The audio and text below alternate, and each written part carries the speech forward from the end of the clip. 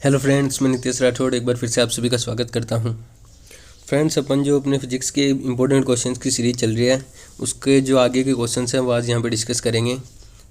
I hope आपने पीछे के सारे वीडियोस देख लिए होंगे। अगर आपने नहीं देखे हैं तो डिस्क्रिप्शन में उनका लिंक है, आप वहाँ से जाके उनको देख सकते हो। अगर आप चैनल पर नए हो तो सब्सक्राइब कर दीजिएगा और साथ में बेल आइकन भी प्रेस कर दीजिएगा ताकि जब भी नेक्स्ट वीडियो आएगा आपको नोटिफिकेशन मिल जाएगा। तो चलिए अपन आज की क्लास स्टार्ट करते हैं। आज का हमारा पहला क्वेश्चन क्या है? While catching a ball, player pulls down his hands to lower the। जो बॉल को कैच करता है प्लेयर, उस टाइम वो अपने हाथों को पीछे की साइड खिसकाता है। ऐसा क्यों करता है? वो जो मोमेंटम होता है उसको कम करने के लिए। आपको पता है मोमेंटम कंजर्व होता है। मोमेंटम को कम करने के लिए जो प्लेयर है वो बॉल को कैच करते टाइम अपने हाथों को पीछे की साइड खिसकाता है। नेक्स्ट क्वेश्चन क्या है? When a barometer reading suddenly recedes, it indicates the climate। ये जो क्वेश्चन है ये अभी पीछे रिपीट हुआ है। पीछे जो नवंबर में एग्जाम हुआ था उसमें ये क्वेश्चन आया था।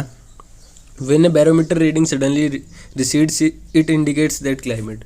जब बैरोमीटर की रीडिंग है वो सडनली क्या होती है, नीचे आती है, तो वो क्या इंडिकेट करता है? जब बैरोमीटर की रीडिंग सडनली क्या आती है, नीचे गिर जाती है, डाउन आ जाती है, तो वो शो करता है कि जो है स्टॉर्मी मौसम होने वाला है, स्टॉर्म आने वाला है, तूफान की क्या मिल जाती है, चेतावनी होती है। वो बी ऑप्शन यहाँ पे अपना क्या हो जाएगा, सही हो जाएगा। नेक्स्ट क्वेश्चन क्या है? Question number 48। A particle dropped from top of a tower uniformly falls on ground at a distance which is equal to the height of tower. Which of the following path will be traversed by the particle. एक particle है, वो उसको एक tower से गिराया जाता है, तो वो क्या करता है, यूनिफॉर्मली फॉल होता है ग्राउंड पे जो टावर की हाइट है उसके इक्वल हाइट से। तो इनमें से वो कौन सा जो पाथ है उसको ट्रैवर्स करेगा, मतलब कौन से पाथ से वो आएगा जो यूनिफॉर्मली क्या होगा, ग्राउंड पे फॉल होगा तब। तो वो जो पाथ फॉलो करेगा तो वो पाथ फॉलो करेगा पैराबोलिक। जब वो पैराबोलिक पाथ में आएगा तो वो क्या होगा, यूनिफॉर्मली फॉल होगा ग्राउंड पे, और जो हाइट, जितनी टावर की हाइट है उतनी हाइट को क्या करेगा, वो कवर करेगा। नेक्स्ट क्वेश्चन क्या है? Electron microscope was invented by. Electron microscope है वो काम किस लिए आता है? मैंने आपको बताया था कि जो बैक्टीरिया और वायरस की जो स्ट्रक्चर होती है उसको रीड करने में अपने इलेक्ट्रॉन माइक्रोस्कोप का काम लेते हैं। इसको इन्वेंट किसने किया था? इसको इन्वेंट किया था नोल एंड रुस्का ने। नोल एंड रुस्का दो साइंटिस्ट थे, उन्होंने क्या किया था, इसको इन्वेंट किया था, इसकी खोज की थी। नेक्स्ट क्वेश्चन क्या है? व्हेन अ बोतल of scent is kept open in corner of a room, its odor is felt in all parts of the room. This is due to the phenomenon of।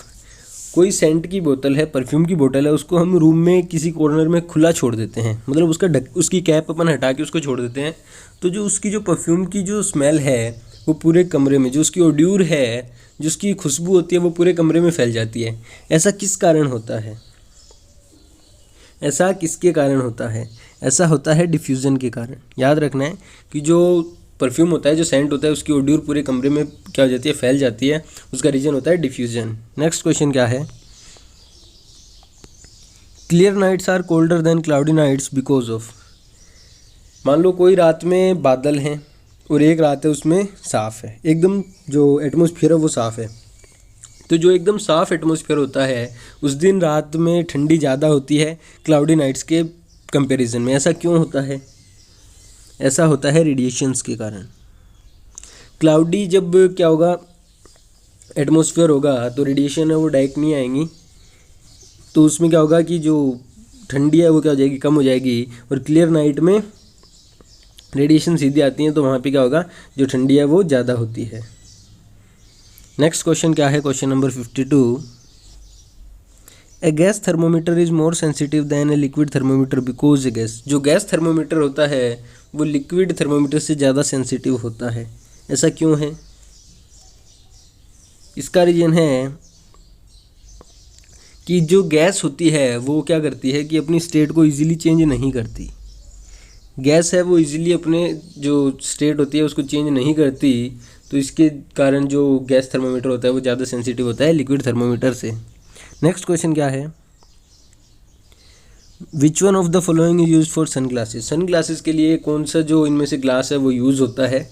Sun glasses के लिए हम crooks glass को use करते हैं। याद रखना है आपको कि जो सन ग्लासेस होते हैं उनमें कौन सा ग्लास यूज़ होता है, क्रूक्स ग्लास यूज होता है।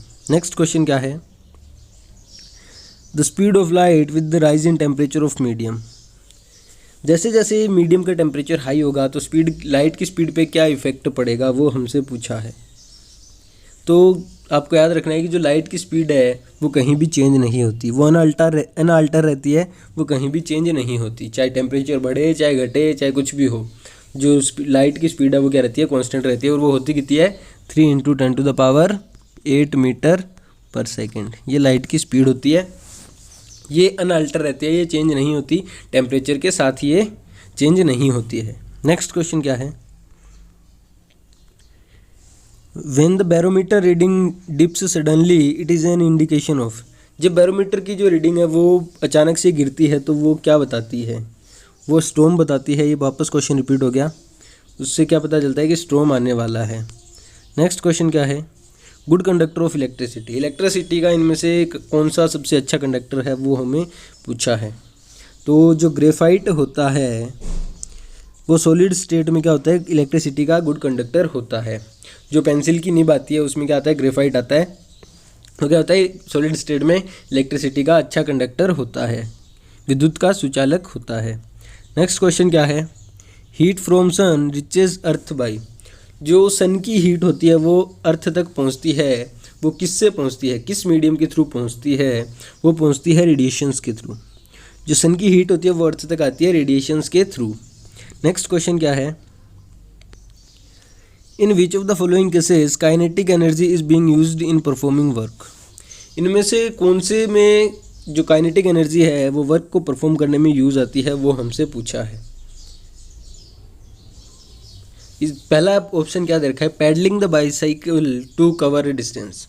बाईसाइकिल को हम पैडल करते हैं, मतलब उसमें पैडल मारते हैं, तो उसमें तो हमारी जो पोटेंशियल एनर्जी होती है, जो स्टोर एनर्जी होती है, उसको यूज़ करके हम पैडल मारते हैं, तो उसमें काइनेटिक एनर्जी यूज नहीं होती। डी ऑप्शन क्या दे रखा है, rowing a boat in the lake. Lake में अपन बोट चलाते हैं, उसमें भी हम लोग अपनी जो पोटेंशियल एनर्जी है उसको यूज़ करते हैं। बी ऑप्शन क्या है, driving a car to cover a distance. किसी डिस्टेंस को कवर करने के लिए हम कार को ड्राइव कर रहे हैं, कार को ड्राइव कर रहे हैं, तो उसमें हम उसको काइनेटिक एनर्जी उसकी बढ़ रही है, उसकी स्पीड बढ़ रही है, उसकी जब वेलोसिटी बढ़ेगी, स्पीड बढ़ेगी, तो उसकी काइनेटिक एनर्जी भी बढ़ेगी। तो वहाँ पे जो यूज़ होती है वो क्या यूज़ होती है, काइनेटिक एनर्जी यूज़ होती है। तो जब गाड़ी को हम क्या करते हैं, ड्राइव करते हैं कोई डिस्टेंस कवर करने के लिए, तो उसमें जो वर्क जो परफॉर्म होता है वो किसके थ्रू होता है, काइनेटिक एनर्जी के थ्रू होता है। नेक्स्ट क्वेश्चन क्या है,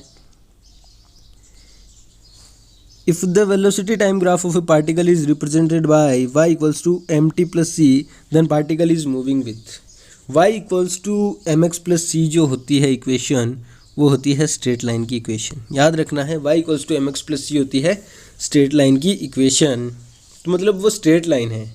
तो इसमें पूछा है कि जो कौन सा पार्टिकल है वो क्या, उसकी क्या चीज़ कांस्टेंट होगी, वो अपन से पूछा है। अगर वो y equals to mt plus c से क्या कर रहा है, उसका ग्राफ रिप्रेजेंट हो रहा है। वेलोसिटी टाइम ग्राफ है, वीटी ग्राफ है।